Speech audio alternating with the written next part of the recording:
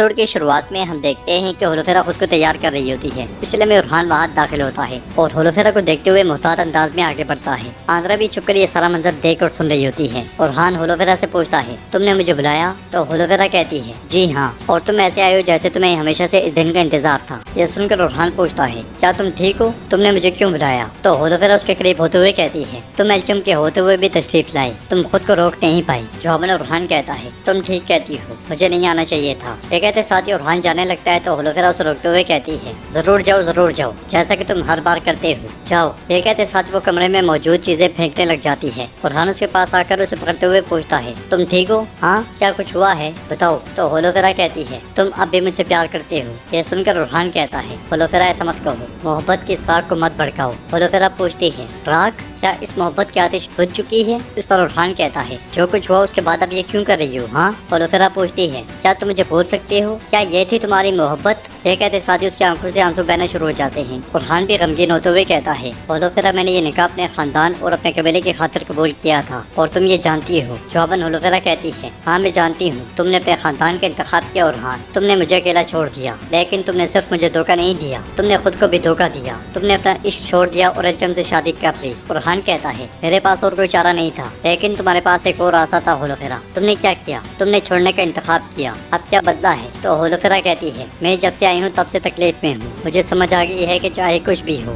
میری تم سے محبت کبھی ختم نہیں ہوگی۔ ہم جب کہ ایک دوسرے سے محبت کرتے ہیں تو تم ہمیں دھوکہ کیسے دے سکتے ہو؟ ادھر قسطنطین عثمان صاحب سے کہتا ہے، میں آپ کو آپ کے وجود کو برقرار رکھنے کا ایک موقع دوں گا، دوسری صورت میں آپ اور آپ کے لوگ مر جائیں گے۔ عثمان صاحب کہتے ہیں، بولو۔ تو قسطنطین کہتا ہے، آپ بند کردہ تمام راستے کھول دیں گے، ہم آپ کو تجارت میں حصے دار بنائیں گے، قسطنطنیہ سے بورصہ تک تمام سامان اور راستے ہماری حاکمیت میں ہوں گے، بورصہ کے علاوہ پورے مشرق کی تجارت آپ کی ہے۔ جواباً عثمان صاحب کہتے ہیں، میں پیسے کی خاطر جہاد نہیں کرتا، کیا تمہیں یہ بات کسی نے نہیں بتائی؟ اس پر قسطنطین کہتا ہے، آپ جنگ نہیں چاہتے بلکہ طاقت چاہتے ہیں، تو میں آپ کو وہی دے رہا ہوں، اس بات کو یقینی بنائیں کہ آپ صحیح انتخاب کریں، تمام حسرات کچھ لے جائیں گے، آپ انہیں کچل کر آگے بڑھیں گے، یہاں تک کہ قسطنطنیہ میں بھی آپ کا نام ترکوں کے حامی کے طور پر لیا جائے گا، آپ اس سب کی حفاظت اس طرح نہیں کر سکتے عثمان صاحب۔ یہ سن کر عثمان صاحب کہتے ہیں، میں اپنی سلطنت کی حفاظت کے لیے کوئی راستہ تلاش نہیں کر رہا، میرا راستہ صاف، جہاد کا وہ راستہ جس پر چلنے کا میرے رب نے مجھے حکم دیا ہے۔ تو قسطنطین کہتا ہے، یہ راستہ آپ کا انجام ہو سکتا ہے عثمان صاحب، میں نے سوچا کہ ہم معاہدہ کر سکتے ہیں۔ یہ سن کر عثمان صاحب کہتے ہیں، اصل میں ایک طریقہ ہے، میں بازنطین سے تمام تعلقات منقطع کر دوں گا، تمہاری تجارت کمزور ہو جائے گی اور ایک مدت کے بعد ختم ہو جائے گی، اگر تم مجھ سے لڑنا نہیں چاہتے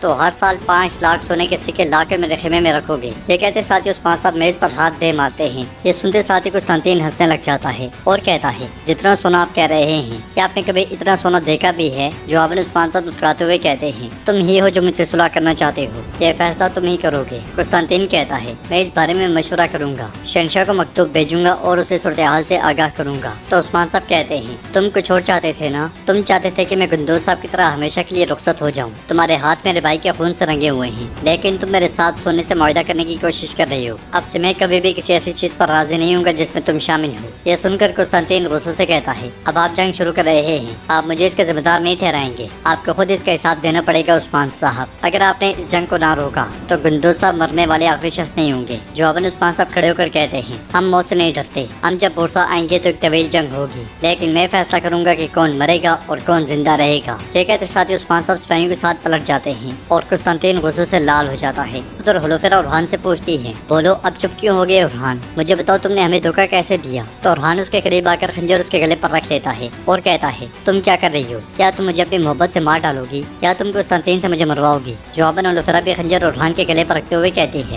مجھے تمہیں مارنے کے لیے کسی کی ضرورت نہیں ہے، میں تمہاری جان اپنے ہاتھوں سے لے سکتی ہوں ارحان۔ یہ کہتے ساتھ ہی خنجر اس کے ہاتھ سے گر جاتا ہے اور وہ مزید کہتی ہے، لیکن میں ابھی بھی تم سے پیار کرتی ہوں۔ اور ارحان بھی روتے ہوئے خنجر نیچے کر لیتا ہے اور کہتا ہے، تم میرے لیے کون سا کھیل کھیل رہی ہو ہولوفیرا؟ جواباً ہولوفیرا کہتی ہے، تمہیں اب بھی لگتا ہے کہ یہ ایک کھیل ہے، تم نے کبھی میری محبت پر یقین نہیں کیا، سچ تو یہ ہے کہ تم نے مجھ سے کبھی محبت کی ہی نہیں، لعنت ہو اس دن پر جب تم مجھ سے ملے۔ ہولوفیرا آگے بڑھتی ہے تو ارحان سے کھینچتے ہوئے کہتا ہے، تم سچ کہہ رہی ہو، یہ کوئی کھیل نہیں ہے۔ تو ہولوفیرا کہتی ہے، کھیل؟ میرا کزن قسطنطین اگر ہمارے بارے میں وہ جان گیا تو یہ ہمارا انجام ہوگا، لیکن مجھے پرواہ نہیں ہے۔ یہ سن کر ارحان کہتا ہے، تو قسطنطین تمہارا کزن ہے؟ ہولوفیرا کہتی ہے، مجھے یہاں سے لے جاؤ ارحان، انجام کے بارے میں مت سوچو، اگر تم اب بھی مجھے چاہتے ہو تو ابھی اور فوراً فیصلہ کرو ارحان۔ جواباً रुहान कहता है, इस दुनिया में कोई भी मुझसे इतनी मोहब्बत नहीं कर सकता जितनी तुम मुझसे करती हो, और ना ही कोई तुमसे इतनी मोहब्बत कर सकता है जितना मैं करता हूँ। हम फौरन जाएंगे। तो होलोफेरा कहती है, मेरा चचा ज़ाद भाई कुस्तंतीन खुद शैतान है और वही है जिसने मेरे बाबा को पकड़ कर कत्ल किया। मैं अब यहाँ नहीं रहना चाहती। यह सुनकर रुहान कहता है, हम चलेंगे प्यारी होलोफेरा, लेकिन हम जाएंगे कैसे? होलोफेरा कहती है, मैं इबादत गाह जाने के लिए बाहर जा रही हूँ, मैं वहाँ अपना रास्ता बदल कर तुम्हारे साथ शामिल हो जाऊंगी। रुहान कहता है, तुमने अच्छा सोचा, हम कैशिश कबीले के करीब से गुजरेंगे,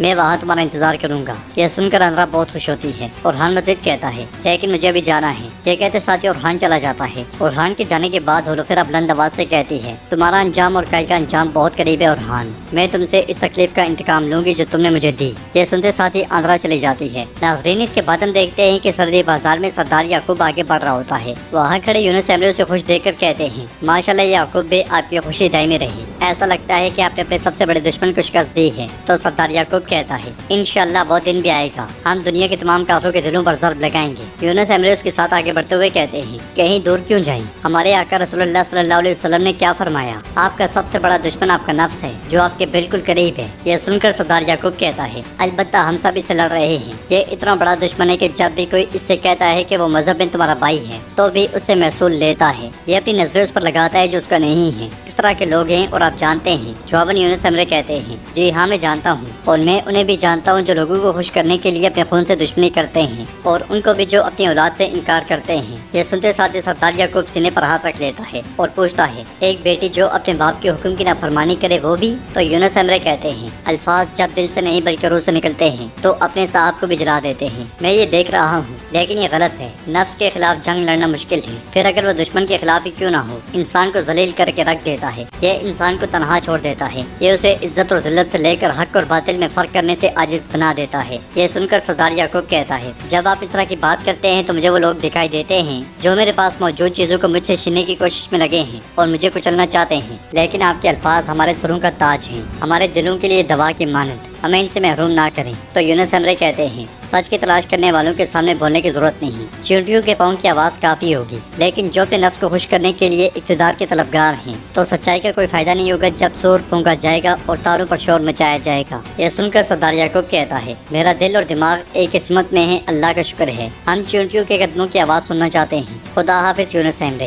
ये सुनते साथ ही यूनुस एमरे आगे बढ़ जाते हैं और सरदार याकूब रोटी उठाकर चींटियों के आगे डाल देता है। अगले ही लम्हे उन्हें दिल में शदीद तकलीफ महसूस होती है। वो ड्रम का सहारा लेकर खड़े रहने की कोशिश करते हैं मगर गिर जाते हैं। ये देखकर सिपाही भागते भागते उनके पास आते हैं। महमद भी बाबा बाबा पुकारता हुआ आ जाता है और सरदार याकूब को बिल्कुल ढाल देकर एकदम से उन्हें उठाता है और सिपाहियों के साथ आगे बढ़ता है।